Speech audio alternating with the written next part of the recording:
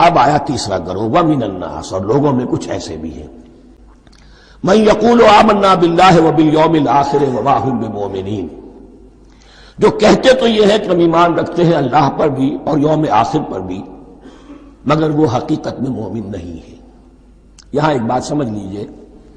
اکثر و بیشتر مفسرین نے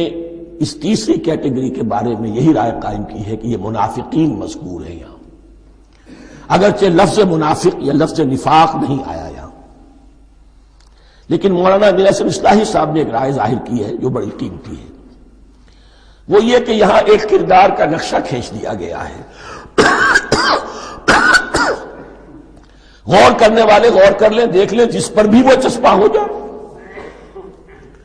اور بالفعل جب یہ آیات نازل ہو رہی تھیں تو دو طبقات پر یہ کردار نگاری جو ہے، یہ جو شخصیت کا ہیولہ کھینچا جا رہا ہے، وہ دو کے اوپر راست آ رہا تھا۔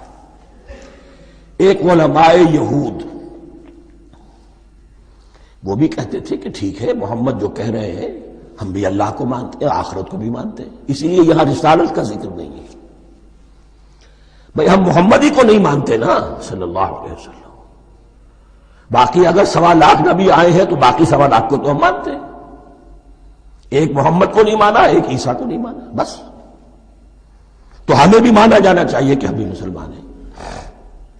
ایک یہ ان کی رائے ہے، اور واقعہ یہ ہے کہ یہاں اس طریقے کا تذکرہ ہو رہا ہے کہ جس سے ان کا کردار بھی جھلک رہا ہے، روح سخن ان کی طرف جا رہا ہے۔ مجھے یاد ہے اپنی 10ویں جماعت کے زمانے میں دہلی میں نے دیکھا تھا کہ ناٹ سرکس، وہاں کا ایک بڑی مارکیٹ ہوتی تھی، تو جوتے کی ایک دکان پہ بہت بڑا جوتا لٹکایا ہوا تھا،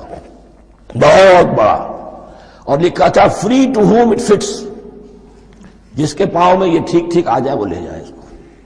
تو یہ free to home it fits ہے، ایک کردار ہے، اب یہ کردار جس کے اوپر بھی فٹ بیٹھ جائے۔ ان میں یقیناً زیادہ تو غلبہ یہی ہے جو مفسرین کی رائے ہے، منافقین کا معاملہ جو ہو رہا ہے، لیکن یہ کردار بعین نہیں فٹ بیٹھ رہا ہے یہود کے علماء پر۔ اور یہ بھی نوٹ کر لیجئے کہ جو مدینہ منورہ میں نفاق کا جو پودا پروان چڑھا ہے، بلکہ پودا نہیں کہنا چاہیے، جھاڑ جھکاڑ جو پروان چڑھا ہے، وہ یہودیوں کے زیر اثر، جیسے جنگل کے اندر بڑے بڑے درخت بھی ہوتے ہیں اور اندر جو ہے نیچے جھاڑیاں بھی ہوتی ہیں، تو یہ نفاق کا جھاڑ جھکاڑ جو ہے وہ یہودی علماء کا جو پودا تھا اور بہت بڑا تھا، اس میں کوئی شک نہیں، اس کے سائے میں پروان چڑھا ہے۔ ان دونوں میں معنوی ربط بھی ہے۔